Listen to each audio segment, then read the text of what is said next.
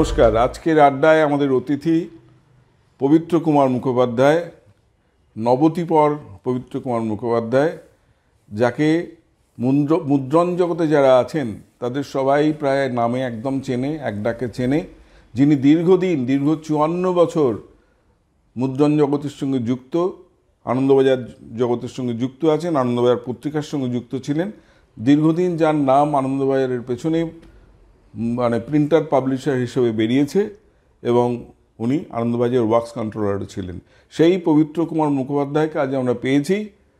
আমরা পবিত্র মুখোপাধ্যায়কে নানা রকম প্রশ্ন করে জেনে নেব সেই সময়ের ছাপাখানা এবং পবিত্রবাবু কেমন আছেন? ভালো আছেন তো? ভালো আছেন। আমি প্রথমেই জানতে চাইব আপনি কোন সালে ইঞ্জিনিয়ারিং পাস করেছেন? পাস করার পর প্রথম চাকরিটা কোথায় শুরু করলেন? আমি 1950 সালে মেকানিক্যাল ইঞ্জিনিয়ারিং পাস করি যাদবপুর। তখন ইউনিভার্সিটি হয়নি, তখন college of engineering and technology ছিল। এখানে 3টে ছিল কোর্স, মেকানিক্যাল, ইলেকট্রিক্যাল, কেমিক্যাল, আর একটা ডিপ্লোমা কোর্স ছিল সিভিল। পরবর্তীকালে যখন ইউনিভার্সিটি হলো তখন তো অন্য ডিসিপ্লিনগুলো এসে গেল। তা আমরা যখন পড়েছি তখন সেই সময় ডিগ্রিটা আমরা পেয়ে গেলাম। আর প্রথমে ডিগ্রি দিয়েছিল? হ্যাঁ, আচ্ছা, ডিগ্রিটা 50 সালে পেয়ে। আপনি এটা বলা যায় যে 50 সালের আপনি ডিগ্রি হোল্ডার এবং engineering degree holder, mechanical engineering pass করার পর কোথায় প্রথম চাকরি শুরু করলেন? আমি তো এখান থেকে চলে গেলাম যাদবপুর থেকে দিল্লিতে। তখন আমার বাবা চাকরি করতেন সেখানে, আমাদের বাড়িঘর, বাবা কোয়ার্টার যা আছে। অডিটর জেনারেল ছিলেন, তাই না? মানে বাবা ছিলেন অডিটর জেনারেল না, অ্যাকাউন্টেন্ট জেনারেল। হ্যাঁ, হয়ে রিটায়ার করেন, কিন্তু ডেপুটি অ্যাকাউন্টেন্ট জেনারেল ছিলেন সিনিয়র অনেক দিন যাবৎ। আমরা দিল্লিতে পড়াশোনা করেছি, কিন্তু প্রথম ইঞ্জিনিয়ারিংটা এখানে পড়েছেন। ছোটবেলা থেকে পড়ে তারপর ইঞ্জিনিয়ারিংটা পাস করেছেন এখান থেকে 50 সালে মেকানিক্যাল ইঞ্জিনিয়ারিং করার পর আপনি চলে গেলেন দিল্লিতে। যে ইচ্ছে ছিল বাড়িতে থেকে ওখানে আশপাশে কোথাও কাজ নেই, তাই তো? তাই হয়েছে। কোথায় চাকরি করলেন প্রথম চাকরিটা হয়েছিল ডিসিএম ক্লথ মিলস আর কি।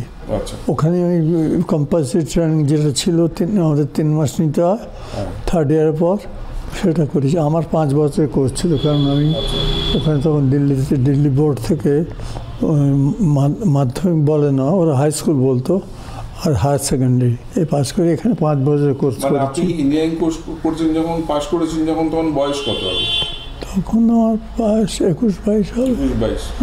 21-22 ছেলে 50 সালে পাস করার পর দিল্লি গিয়ে ডিসিএম এ চাকরি শুরু করলো। তখন ডিসিএম এ যেতেন কীভাবে? কাজের জায়গা তো বাড়ি থেকে নিশ্চয়ই দূর। আমার বাবার কোয়ার্টার ছিল, আমরা কোয়ার্টারে থাকতাম। আমি তখন যখন শুরু করেছিলাম, বেয়ার্ডো রোড একটা জায়গা ছিল, অনেকেই জানে, post office, new Delhi gold post অফিসের কাছে। নিউ দিল্লির সম্বন্ধে এখন তো সকলেই জানে। তো আমি সাইকেল করেই যেতাম, এবং শেষ পরে ডিসিএম থেকে চলে গিয়ে আবার ওদের ডিসিএম কেমিক্যাল ওয়ার্কসে গেলাম। সেটা সাইকেল করে, তবে ডিসিএম কেমিক্যাল ওয়ার্কসে আমার খুব কষ্ট হতো। এই জন্যে শীতকালে 4টার সময় উঠে আমার 7 মাইল সাইকেল করে যেতে হতো। সেটা আমি মনে মনে ভাবছেন যে কী করে চেঞ্জ করা যায়। ইন দ্য মেইন টাইম আমার কী বলে এক বন্ধু ওখানে ওই খেলার খবরটা সব এখানে আনন্দবাজার গ্রুপে পাঠাতো খবর করে। সে বললো, জানিস একজন ইঞ্জিনিয়ার খোঁজ করছেন, ওরা নতুন বাড়ি করে, বিরাট ব্যাপার। আমি তো জানতাম না, আবার ভাবতাম নিউজ পেপারে কী করে ইঞ্জিনিয়ার লাগে। তা সে যাই। তার মানে আপনি এক বন্ধু আপনাকে বললো যে মানে আপনার একটা আনন্দবাজার বলে একটা পত্রিকা, তারা একটা ইঞ্জিনিয়ার নেবে বলে ঠিক করেছে। না, তাদের ইংরেজি এডিশন হিন্দুস্তান স্ট্যান্ডার্ড দিল্লি থেকে বেরোবে, সেইটাই আর কি। আপনি তারা লোক খুঁজছে, ইঞ্জিনিয়ার চাইছে। ভালো বাড়ি যদি হয় এবং বাঙালি হলে আরও ভালো হয়, আচ্ছা এই ছিল ব্যবস্থাটা। আচ্ছা, তারপর আমি সেই ইয়েতে আমি ওখানে একটু অসুবিধা হচ্ছিল না, বললাম 4টের সময় ওই শীতে এই করে 7 মাইল সাইকেল চালিয়ে যাওয়া, এটা অসুবিধা হয়েছে। কিন্তু খুব বড় কোম্পানি ডিসেন্ট কেমিক্যাল ওয়ার্কস, আচ্ছা মানে 10,000 করে পার শিফটের লোক কাজ করে রাউন্ড দি ক্লক।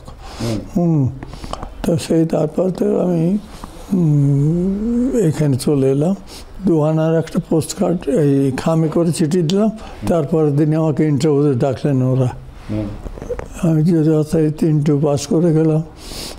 যে কোনো কারণেই হোক, হয় বাঙালি দেখে বা বাবার পজিশন দেখে হয়তো তারা চট করে নিয়েও নিলেন, আমি ওখানে ছেড়ে দিলাম। না জানিয়ে অবশ্য অন্যায় হয়েছিল, পরে জানিয়ে দিয়েছিলাম। চড়াম মালিক মনে আছে আনন্দবাজার বলে না, তখন ওকে হিন্দুস্তান স্ট্যান্ডার্ড বলে।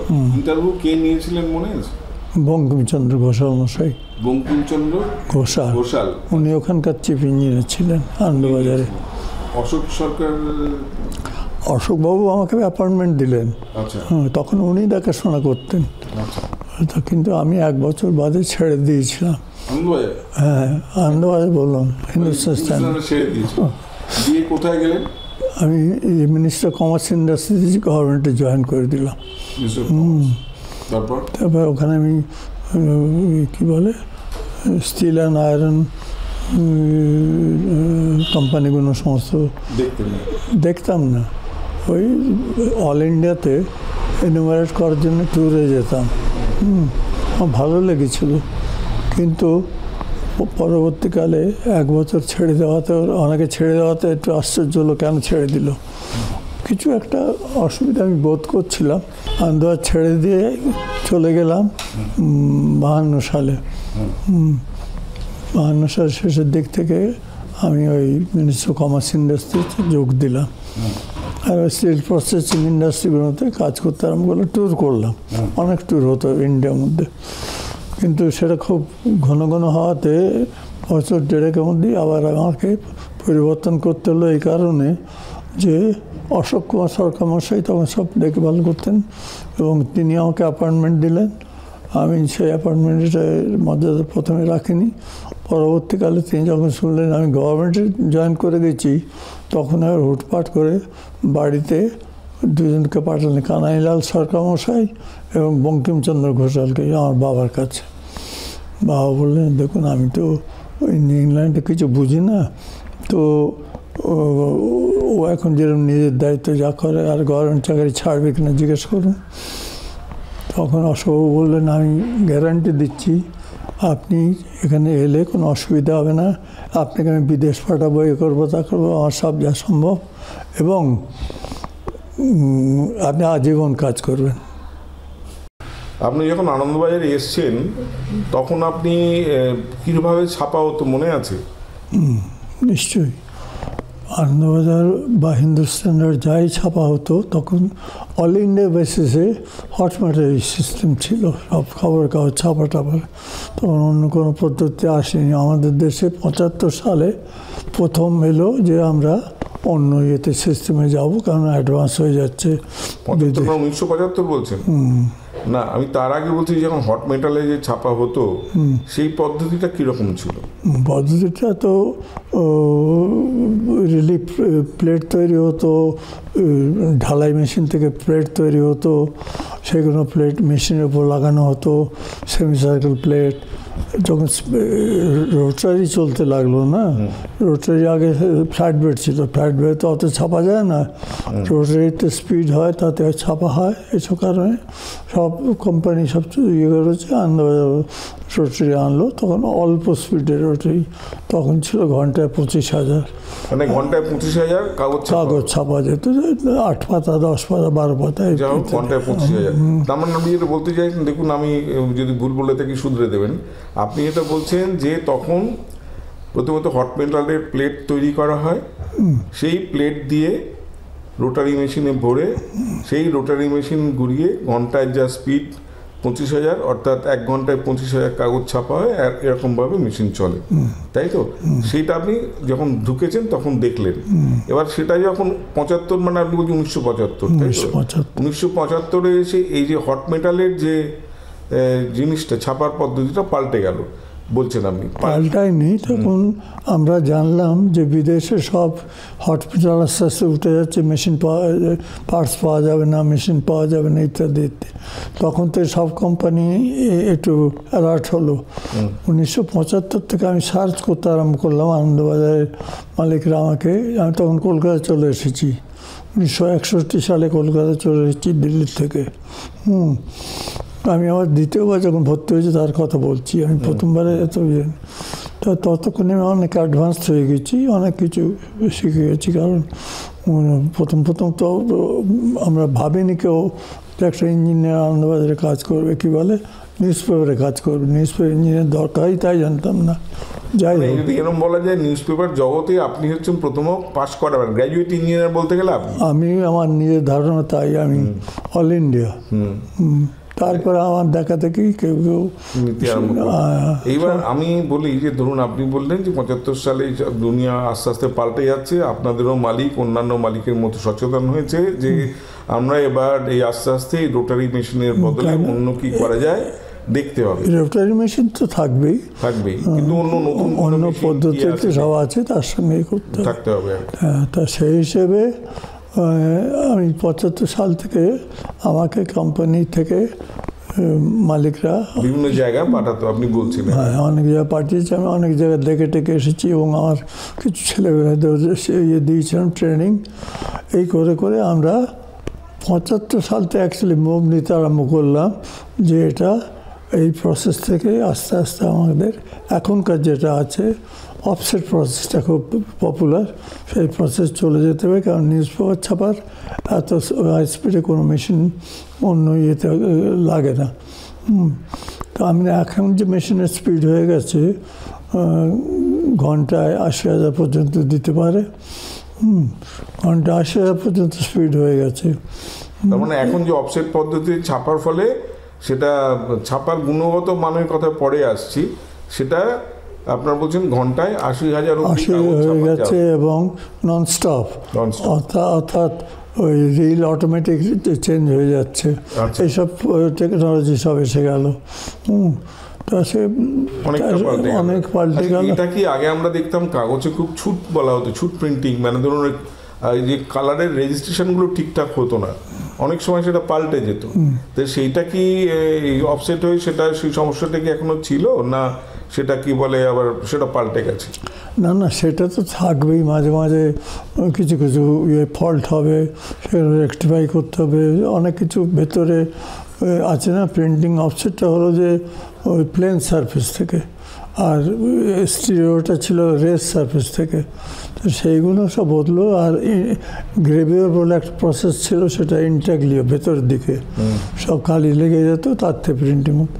তো সেসবগুলো সমস্ত পাল্টে এখন অফসেট একমাত্র যাতে খবরের কাগজ সব জায়গায় ছাপা হচ্ছে, বইও ছাপা হচ্ছে, ছাপার মান বেড়ে গেছে, স্পিড বেড়ে গেছে, ডিমান্ড বেড়ে গেছে, সবই হয়েছে। আপনার কি এটা মনে হয় না যে লেটার প্রেসে যে আঁকার মানে ছবির ডেপথ পাওয়া যেত, অফসেটে গেলে একটু সফট, মানে ওই অতটা মানে ওই রকম একটা গভীর ছবি হয় না, মানে পাতলা না। লেটার প্রেসে যখন হতো তখন ওই মেশিন কী বলে আমাদের ফ্ল্যাটবেডে ছাপা হতো বলে তখন খুব পরিষ্কার ছাপা হতো মনে হতো, কিন্তু নিউজ পেপারের জন্যে লেটার প্রেস আর রইল না, তখন ওইটা অফসেট হয়ে গেল। 450 বছর চলেছে লেটার প্রেস।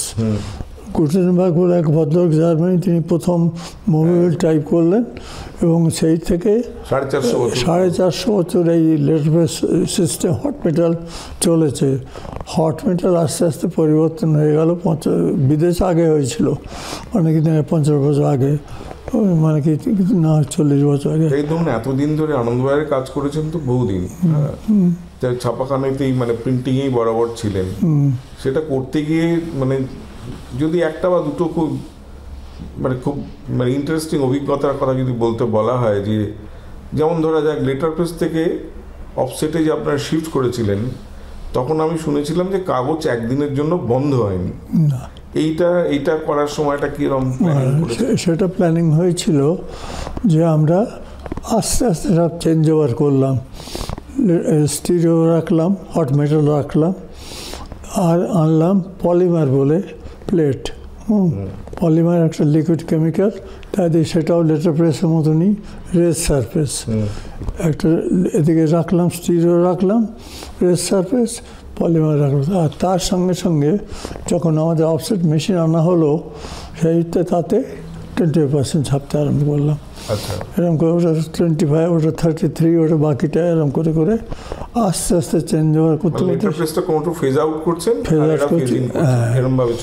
তার মধ্যেখানে ছিল একটা পলিমার প্লেট। সে পলিমার লিকুইড ছিল, তাতে প্লেটগুলো রেজ সারফেস হতো, প্লেন সারফেস হতো না। প্লেন সারফেস হলো যে তেলে জলে মিশবে না সেরকম।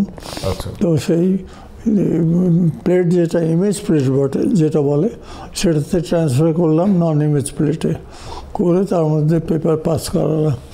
এইভাবে আস্তে আস্তে আস্তে আমরা অফসেটে চেঞ্জ ওভার করলাম। এখন সারা ভারতবর্ষে অফসেট হয়েছে, অ্যাকসেপ্টেড হয়েছে, এবং যারা কমার্শিয়াল আছেন তারা সব মেশিনপত্র সব ওই অফসেট ইয়েতে করছেন, প্রিন্সিপালে করছেন, এবং তাতে বিজনেস সব বাড়ছে, ছাপা পরিষ্কার হচ্ছে। তারপর তো কালার এসে গেল, কালার হ্যাঁ, মেশিনে ভার্টিক্যালি সমস্ত উঁচু হতে লাগলো। মেশিন জায়গা নেই তো, হরিজন্টালি সেই উঁচু করে সব ইউনিট কেনা হলো। মানে ফ্লোর স্পেস মানে ইয়েতে না বাড়িয়ে হাইটে ইউনিট বাড়াতে হলো, তো ওপর বাড়াতে হলো। সবগুলো সমস্ত আমরা ট্রেনিংও করেছি, দেখে এসেছি, করেছি, ছেলেদের শিখিয়েছি, ওরা শিখে নিল তাড়াতাড়ি। এই ধরুন এইটা করতেই যখন যাচ্ছেন, এটা তো প্রিন্টিংয়ের জব, ব্যাপারটা তো পুরোটা অটোমেটিক হয়নি, তখন অনেক লোককে নিয়ে কাজ। ধরুন 3 শিফটের কাজ করতে হতো বা 2 শিফটে কাজ করতে হতো, শিফটে কাজ করতে হচ্ছে, এবং এতগুলো মানুষকে চালনা করাটাও তো একটা বড় কাজ, শুধু ছাপা তো নয়, মানে মানুষকে চালনা করা, সেইটা করতে গিয়ে আপনার মানে আমি শুনেছি আপনাকে সবাই শ্রদ্ধা করতো এতটাই যে তারা পায়ে হাত দিয়ে প্রণামও করতো আপনাকে, যখনই আসতো কাজে পায়ে হাত দিয়ে প্রণাম করে কাজে যেত বা এরকম। এইটা আপনি কি করে পেয়েছিলেন? ওটা হয়েছিল, লোকের সব ভালো ব্যবহার ছিল আমার, ভালো বাবা ছিল, তার সুবিধা দেখতাম।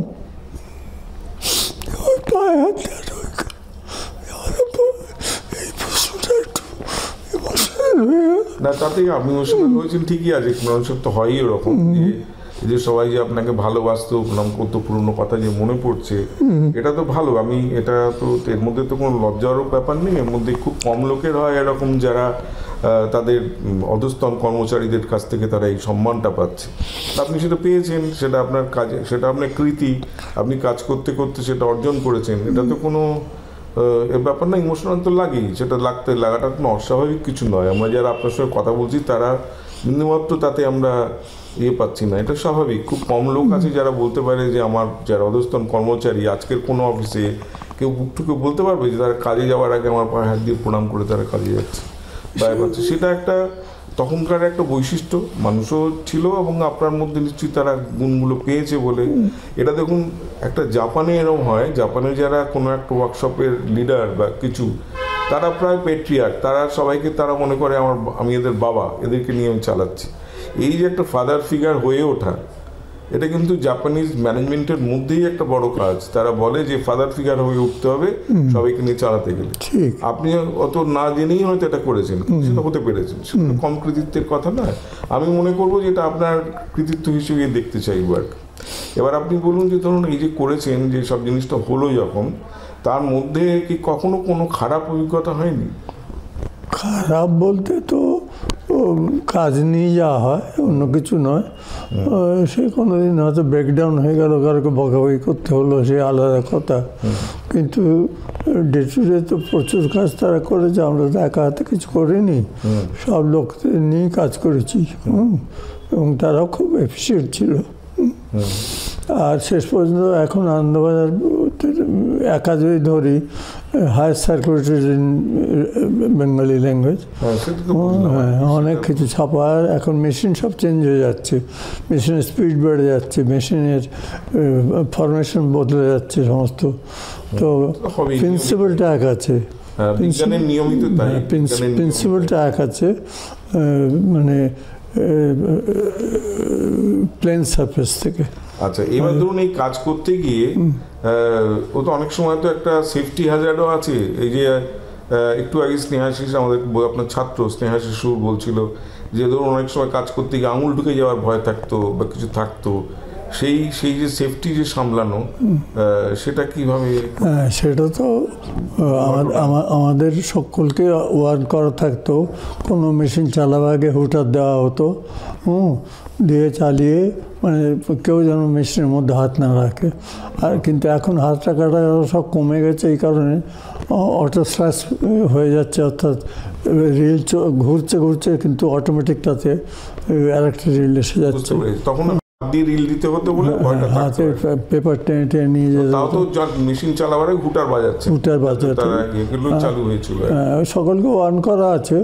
যেমন ইলেকট্রিক সাইডে বলা হয়েছে যে ঝট করে কেউ মেশিন বন্ধ করে না, হাত দেবে না বোর্ডে। তখন কত এমপ্লয়ি ছিল ছাপাখানাতে আন্দাজে বলেন? আনন্দবাজার আমাদের নন জার্নালিস্ট আর জার্নালিস্ট মিলিয়ে, না শুধু জার্নালিস্ট বাদ দিয়ে বলছি, হ্যাঁ নন জার্নালিস্ট আমার যে প্রেস সংক্রান্ত যে লোকজন, তা প্রায় 500 মতন ছিল। 500 মতন? আচ্ছা, তাই দিয়ে পুরো কাগজটা এতগুলো পাবলিকেশন চলেছে, কারণ কাগজ তো তখন 3টে প্লাস আরো ম্যাগাজিন সবই তো ছাপা হয়। আচ্ছা, এটা দেখেছেন আপনি। এটা করতে করতে আপনাকে যদি বলা হয় যে আপনি কি শিখেছেন, কোন 3টে কথা আপনি বলতে চাইবেন এখনকার যারা নতুন ইঞ্জিনিয়ার যারা ঢুকছে কোনো জায়গায়, তাদেরকে যদি বলা হয় 3টে জিনিস বলো বা 2টো জিনিস বলো বা একটা জিনিস বলো, কোনটা আপনি বলতে চাইবেন?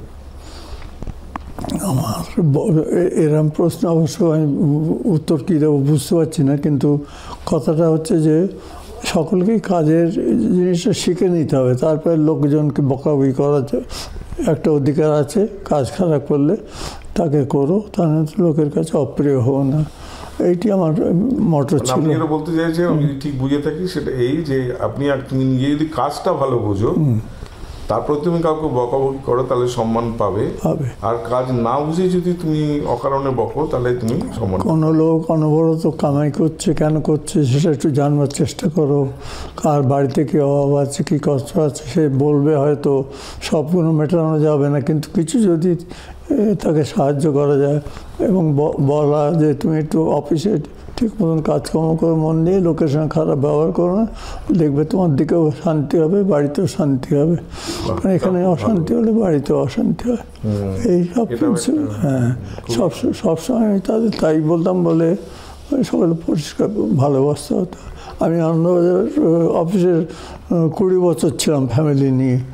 আমার জন্য থাকতাম, আমাকে নিয়ে এসেছিলেন মালিকরা, যে আমার জন্য আলাদা কোয়ার্টার একটাই করা হয়েছিল। 20 বছর ওখানে আমরা ছিলাম। আমার ছেলে মেয়ে 3 মেয়ে আমার, আর আমার স্ত্রীকে নিয়ে। আমার স্ত্রীও কিন্তু আনন্দবাজারে আনন্দমেলাতে কাজ করতেন। উনি লেখালেখি করতেন, উনি জার্নালিস্ট ছিলেন, আমি ছিলাম ম্যানেজমেন্ট স্টাফ। এইভাবে অনেকটা তো এগিয়ে গেলেন আর কি। এবং এই যে এতটা করেছিলেন, আনন্দবাজারে চাকরি করেছিলেন কত বছর, দীর্ঘ কত বছর? ওই তো দিল্লিটা মেলালে, ওটা যদি আনন্দবাজার ধরা হয়, দিল্লিটা হলে আমার 40 বছর হয়েছিল ওখানে। তারপরে আমি কাজ করেছি আনন্দ প্রেস পাবলিকেশনে 14 বছর, তাহলে 54 বছর চাকরি করেছি। তা ওই সময় তো আপনি কাগজে তো ওয়ার্কস কন্ট্রোলার হয়েছিলেন, এবং তার সঙ্গে একটা সময় বোধহয় কাগজের পেছনে প্রিন্টার পাবলিশার হিসেবেও আপনার নাম থাকতো। আর প্রিন্টার পাবলিশার হয়ে আমাকে অনেক কাজ করতে হয়েছে, কেননা কাগজে অনেক সময় ভুলভাল খবর হয়, আপত্তিজনক খবর হয়, সেইগুলোর জন্য তারা নালিশ করতেন কোর্টে যেতে। আমি small court, high court, supreme court সব যাতায়াত করেছি। 15-16 বছর ছিলাম প্রিন্টার পাবলিশার। এবার ধরুন আনন্দবাজারের বাইরেও একটা যে অর্গানাইজেশন ছিল না, আনন্দবাজারের বাইরে ধরুন আপনার এই প্রিন্টার্সদের যে আর কি অর্গানাইজেশন, সেখানে তো কাজ করেছেন। তো না, সেখানে ছিলেন আর কি। প্রিন্টার দিয়ে অর্গানাইজেশন বলবো না, ওই কী বলে, হ্যাঁ প্রিন্টার দিয়ে অর্গানাইজেশনই বলা যায়। সেখানে আমি আমাদের কোম্পানির থেকে আমাকে প্রতিনিধিত্ব করে দিয়েছেন ওরা, সেই কারণে আমি ওয়েস্ট বেঙ্গল মাস্টার প্রিন্টার্স অ্যাসোসিয়েশনে ছিলাম জড়িত অনেক বছর, এখনও জড়িত আছি প্রায় বলা যেতে পারে, তবে আমি আর যাতায়াত করি না। আর অল ইন্ডিয়া ফেডারেশন মাস্টার প্রিন্টার্সে আমি প্রেসিডেন্ট হয়েছিলাম 1991 to 1992। আর এই ওয়েস্ট বেঙ্গল মাস্টার প্রিন্টারের 6 বার ভাইস প্রেসিডেন্ট ছিলাম, প্রেসিডেন্ট হয়নি। তাই ওদের থেকে আমার অনেক যোগাযোগ করাতে অনেক নিজের লাভও হয়েছে, কোম্পানির ইনফরমেশন পাওয়ার সুবিধা হয়েছিল, যার জন্য আমাকে সরাসরি ওখানে রেখেছেন মালিক পক্ষ। বিশেষ করে অরূপবাবু নাম করলাম, তিনি মেজর ছিলেন, তিনি আমাদের হোল ম্যানেজমেন্ট দেখতেন। তো তাহলে এবার ধরুন এই যে কারণ আমরা বলতাম প্রিন্টিং ফ্রেটার্নিটি যাকে বলে, প্রিন্টিং এর যে জগৎ, সেখানে আপনি ওখানে পরিচিত, ওইখান থেকেই আমার হয়েছে। হ্যাঁ, ওইখানে তো আপনি বিভিন্ন সংস্থার ভাইস প্রেসিডেন্ট এগুলো হয়েছে। ছিলেন। মাস্টার প্রিন্টার্সের কি ছিলেন যেন? মাস্টার প্রিন্টার ভাইস প্রেসিডেন্ট হয়েছে সবার। আর এখানে অল ইন্ডিয়া ফেডারেশনে একবার প্রেসিডেন্ট হয়েছে 2 বছরে। হ্যাঁ, আমরা এবার আলোচনার শেষের দিকে নিয়ে যাচ্ছি। তার আগে আপনি বলুন যে আপনি তো এটা ছাড়াও যাদবপুরে printing technology course, printing engineering course চালু হওয়ার পেছনে আপনার শুনেছি আপনি কখনো বলেননি, কিন্তু আমি শুনেছি আপনার একটা অবদান আছে ওখানে। আর 2 নম্বর যেটা হচ্ছে যে আপনার ক্যালকাটা ইউনিভার্সিটির যে সাংবাদিকতা বা গণজ্ঞাপন বিভাগ, হ্যাঁ, সেইখানে যে আপনি ছিলেন সেটার যদি একটুখানি বলেন। হ্যাঁ, এটা আমার সুযোগ হয়েছিল, পড়ানোর সুযোগ এসেছিল। আমার স্ত্রী বিজ্ঞাপনকে বলেছিল এখানে দেখো একটা চাইছে পার্ট টাইম টিচার। আমি কলেজ অফ লেজার টেকনোলজিতে প্রথম শুরু করেছিলাম পড়ানোর ব্যাপার, ইঞ্জিনিয়ারিং সাবজেক্টস কোনো। তো আমি পারমিশন নিতে হবে, অশোকবাবুর কাছে গিয়েছিলাম। উনি অত্যন্ত খুশি হয়ে আমাকে একবার রিটেন পারমিশন দিয়ে দিলেন যে যখন যেখানে আপনার ইচ্ছা হবে আপনি পড়াবেন। আমি তো খুব গর্বিত হব। তাতে আমি অনেক ইম্পেটাস পেয়েছিলাম। এবং তারপর থেকে আমি কলেজ অফ ইঞ্জিনিয়ারিং, এই কলেজ অফ লেজার টেকনোলজি শুরু করে তারপরে ক্যালকাটা ইউনিভার্সিটি, যাদবপুর ইউনিভার্সিটি, কল্যাণ ইউনিভার্সিটি, তারপরে ওই যে আমাদের ওই যে বাইরে গিয়েছিলাম বর্ধমান ইউনিভার্সিটি, এসবগুলো সমস্ত ওর সঙ্গে যোগাযোগ হয়েছিল। অনেক কাল পড়াশোনা করেছি নানান রকম সাবজেক্টসে, বিশেষ করে টেকনিক্যাল অ্যান্ড ম্যানেজমেন্ট। আর ম্যানেজমেন্টে অনেক সাবজেক্ট আমি পড়াতাম। ওই থেকে আর পরিচিত হয়ে গিয়েছিল। কলকাতায় একটা লোক আছে যে, আমি যে একজন ইঞ্জিনিয়ার ডিগ্রি হোল্ডার যে ছিলাম, সেই প্রসঙ্গে আমি বলি, এখন এত হাইলি টেকনোলজি অ্যাপ্লিকেশন এসেছে না, এখন আর সে আমাদের টাইমের মতন আর নেই। ডিজিটাল তারা সব নানান কিছু হয়ে স্পিড যেমন বেড়েছে মেশিনপত্রের, তেমনি ইঞ্জিনিয়ারের সংখ্যা অনেক বেড়েছে। সব রকম ডিসিপ্লিনের লোক, মেকানিক্যাল, ইলেকট্রিক্যাল, কেমিক্যাল, ইলেকট্রনিক্স, হ্যাঁ, সব রকম সিভিল সব একবার ইঞ্জিনিয়ার গিজ করছে তারা এখন। আর যার জন্য হয়েছে কি,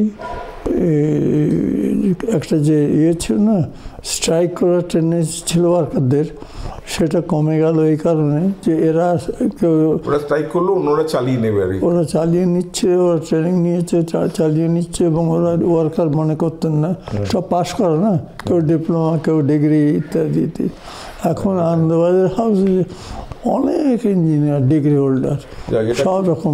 ভালো লাগলো এই যে একটা অগ্রগতি হলো এতটা দিনে, সেটা একটা খুবই ভালো বললেন আপনি।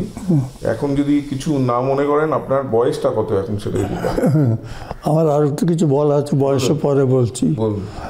আমি আনন্দবাজার ছিলাম, কোয়ার্টারেও ছিলাম। যখন আনন্দবাজারে নানান রকম সোশ্যাল অ্যাক্টিভিটির সঙ্গে জড়িত ছিলাম, আর স্পোর্টসের সঙ্গে জড়িত ছিলাম।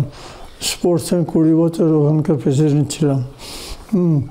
এবং মালিক পক্ষ আমাকে সিএবি, ক্যালকাটা ক্রিকেটের সঙ্গে যুক্ত করে ওখানে আমি 5 বছর ছিলাম, সেভিতে যুক্ত ছিলাম, 1 নম্বর। 2 নম্বর হলো যে আপনি নিজেও ক্রিকেট খেলতেন? আমি তো খেলা ছিলই আমার।